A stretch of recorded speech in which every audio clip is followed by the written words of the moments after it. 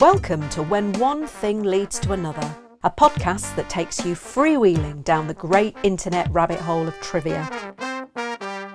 Each week we pick a starting point, and then who knows where all the twists, turns and tangents will take us. But we'll be sure to unearth a treasure trove of frivolous facts that will be as fascinating as they are, well, useless. When One Thing Leads to Another is produced and presented by us, Helen and Bill Rich. Our theme music is by Justin Mitchell. This is episode 10, Oven Drama. We had fun and games in our house last week, didn't we? Well, can you be more specific? Do you remember when I turned on the oven and tripped the entire house's yes. electrics? Oh yes, that was dramatic. Yeah, and it was baffling for a considerable amount of time as it just kept doing it and we didn't know why, did we? That's correct. Anyway, I'm not going to spend the next 15 minutes rambling on about the electrics in our house. Oh, what a shame. That would be absolutely mesmerising, I'm sure. Suffice to say, we got a man in and now we have a shiny new oven. Yeah, we can actually see through the glass window, which is a first for this house. It's a novelty. Anyway, this led me to think, probably a little bit more than I should, about ovens and how lucky we are to have such things. So I embarked on a little trip into a great oven-based rabbit hole.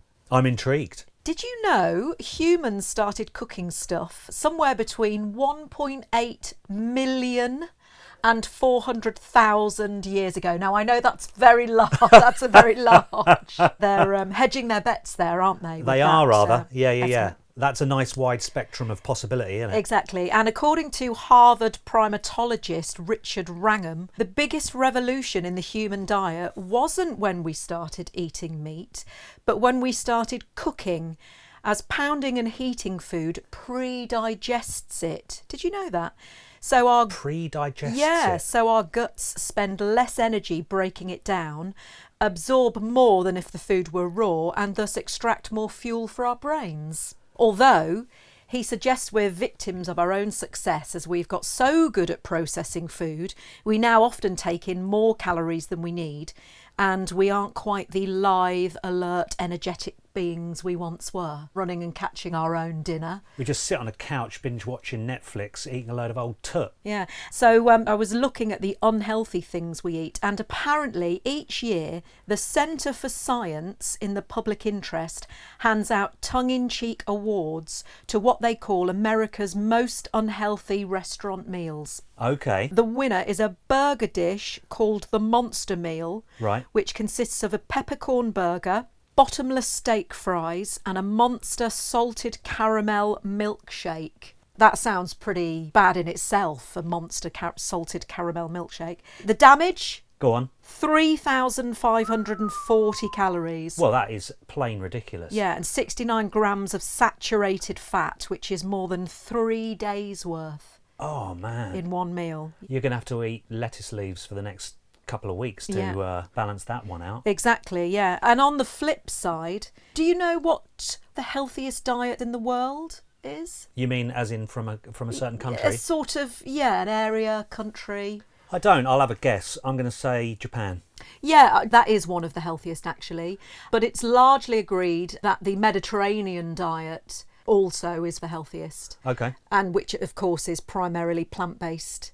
Includes daily intake of whole grains, olive oil, fruits, vegetables, beans and other legumes, nuts, herbs and spices. And other foods like animal proteins are eaten in smaller quantities, with the preferred animal protein being fish and seafood. Right. So I went further down the rabbit hole then when I started delving into cookery and more specifically chefs. Do you have a favourite chef? Well, yes, of course I do. Delia Smith. Oh, of course, it's Delia. How could I have forgotten? Who else could it be? Leslie Avenue! Come on! I thought you might have mentioned Keith Floyd because I stumbled across the marvellously madcap Keith Floyd. I used to enjoy watching Keith Floyd, not because of the cooking or Yeah. the food at all. He was just very entertaining. Yeah, he really was, and I spent a very happy hour or so reading about his life. Do you know he wasn't a trained chef? Oh, okay. Yeah, he just had a natural flair for it, although he didn't for business, as he had a string of failed restaurants and bankruptcy was a prominent feature in his life. That's probably because he was necking all the wine. There's a lot of drinking to do.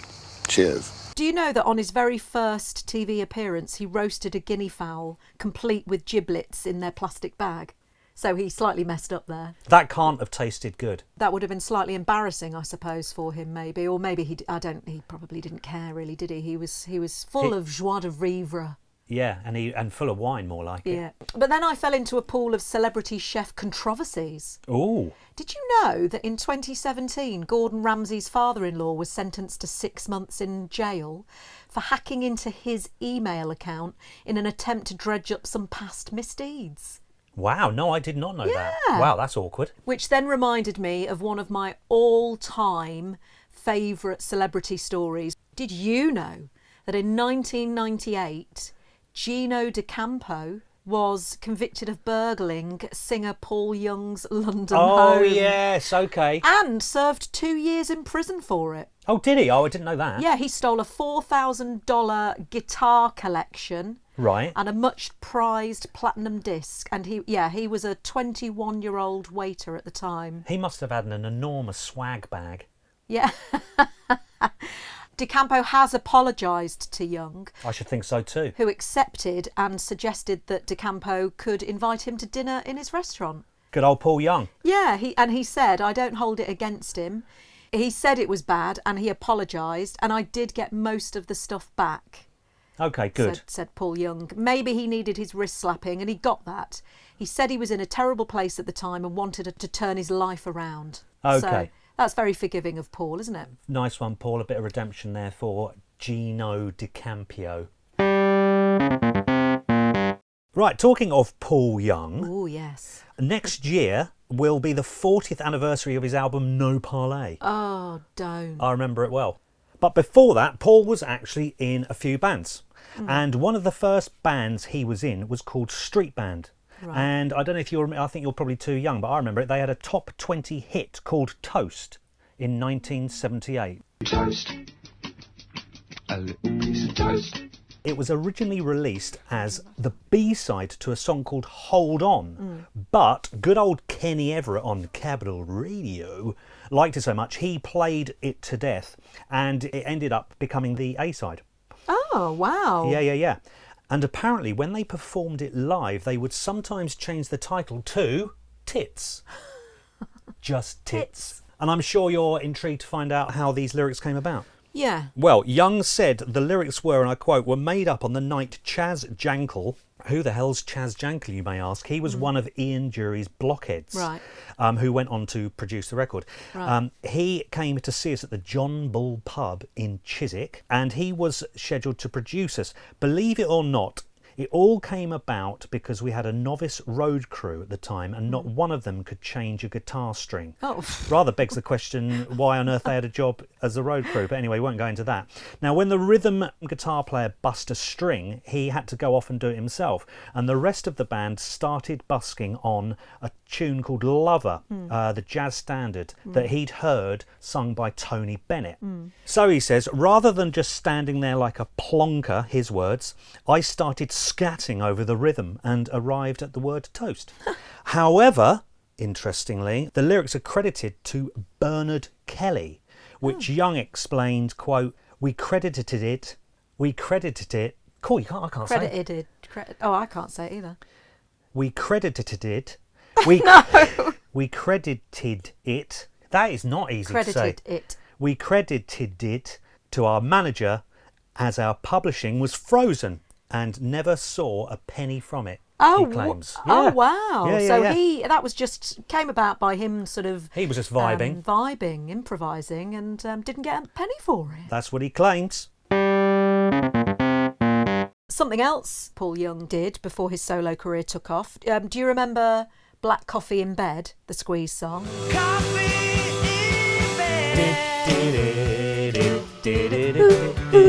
Paul Young sings backing vocals on that. Does he? Yeah, with none other than Elvis Costello.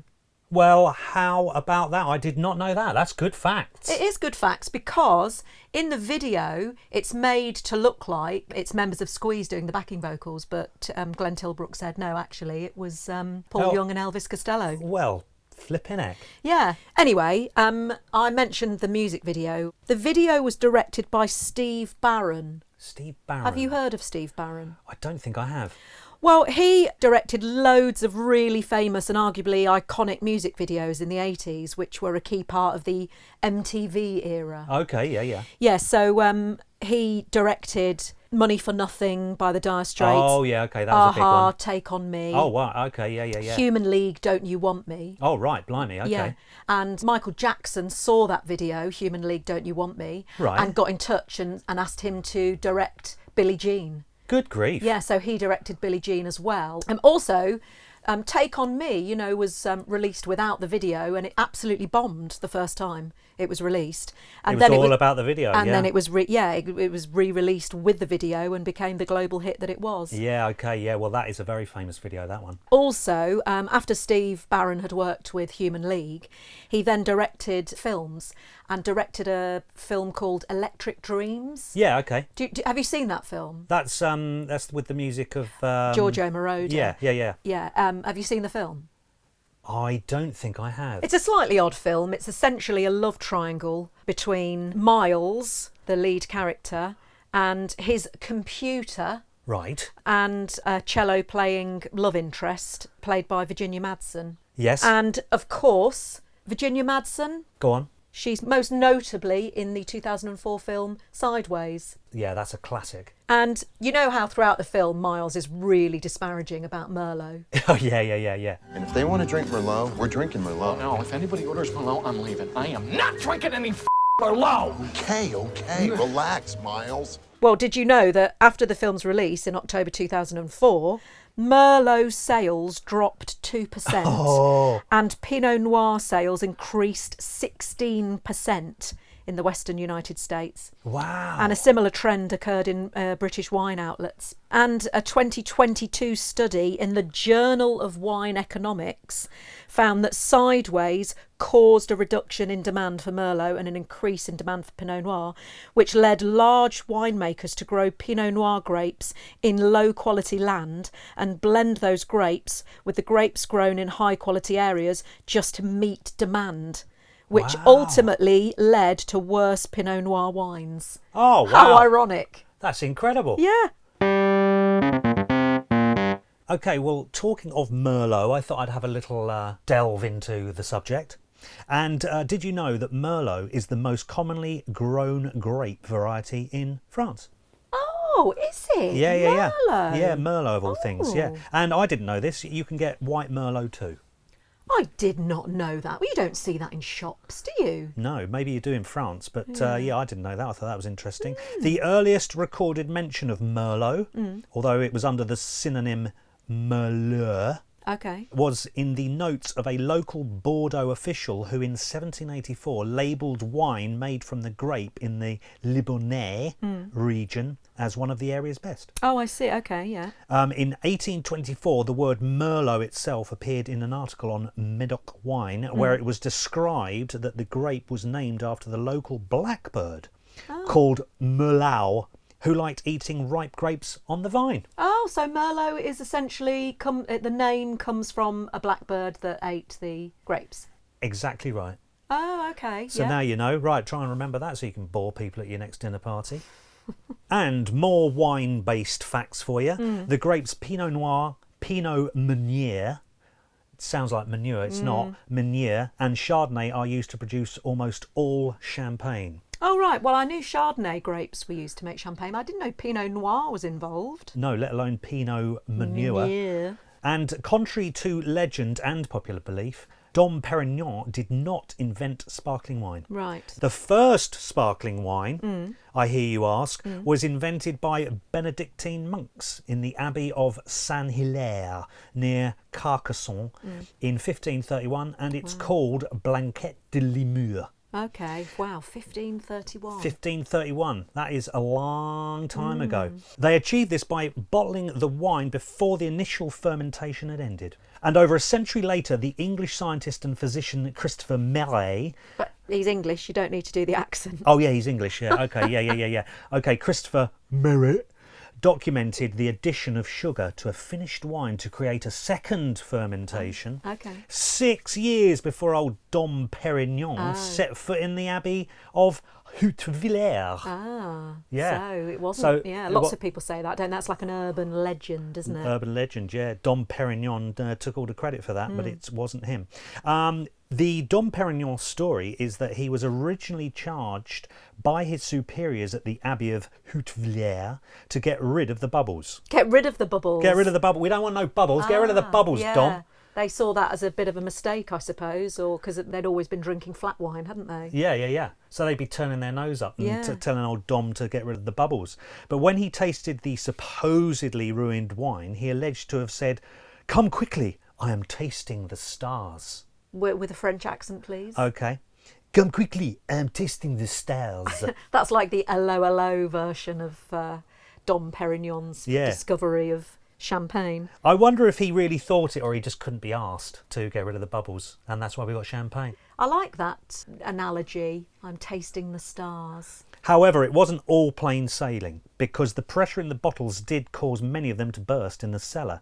And as sparkling wine production increased in the early 18th century, cellar workers had to wear a heavy iron mask to prevent injury from spontaneously bursting bottles. Oh. Must have been a bit lively in there. Yeah. Can you imagine that? Yeah. The disturbance caused by one bottle exploding could cause a chain reaction. Oh. With it being routine for cellars to lose between 20 and 90% of their bottles. Oh dear. God, you'd be pretty brassed off if that was the Yeah. case, wouldn't you?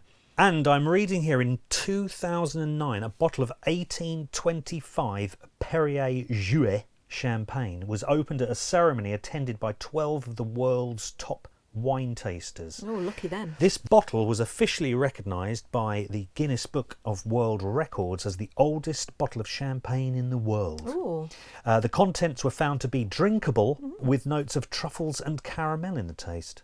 There are only now 2 other bottles from the 1825 vintage left in existence. Oh, right. Okay. It's a bit underwhelming, isn't it, to say that it was drinkable? Yeah. Oh, whoopee-doo. Well, I would imagine that I read somewhere once that champagne used to be much, much sweeter. Yeah, well, I'll give it a go. I'll drink anything, me. Did you know that there's a village in Switzerland called Champagne? No, I didn't know that. Yeah, and in 1998, Yeah. Switzerland reached an accord with the European Union that allowed its former national airline, Swiss Air, to make stopovers in European Union cities, and in return, Switzerland, which is not a member of the European Union, Right. agreed to forbid people of Champagne, population 710, to use the town's name on their products. That's really unfair, I would say. So bakers, biscuit makers, any products that are made there, they're not allowed to use their town's name, which of course includes the local winemakers, who also risk a fine if they invoke the name of their town. Yeah. Well, the French are very protective. very protective of the champagne. Yeah, and so in the years before the ban, the winemakers of Champagne in Switzerland, they sold about 110,000 bottles of their light, non-sparkling wine. But now, without the name Champagne, they're down 70%. Yeah, okay. Although, you know, I mean, there is an argument. If I bought a bottle of champagne, think it was a bottle of champagne, and then I opened it up and it was this flat Swiss stuff, I'd be pretty miffed. Anyway, I thought that I liked this quote from Coco Chanel. I only drink champagne on 2 occasions, when I'm in love and when I am not. Oh, very good. Good old Coco. And also, while I was having a little delve into champagne, like you, I came across a video on YouTube of Orson Welles. So it's Orson Welles. He was used in an advertising campaign for Paul Masson California wine. And essentially there's this story where he turns up to film the advert and he's pissed. Oh. And the outtakes are on YouTube and they're so funny. 102, take 2. Ah, the French champagne has always been celebrated for its excellence. There is a California champagne by Paul Masson, inspired by that same French excellence. He is absolutely shit-faced.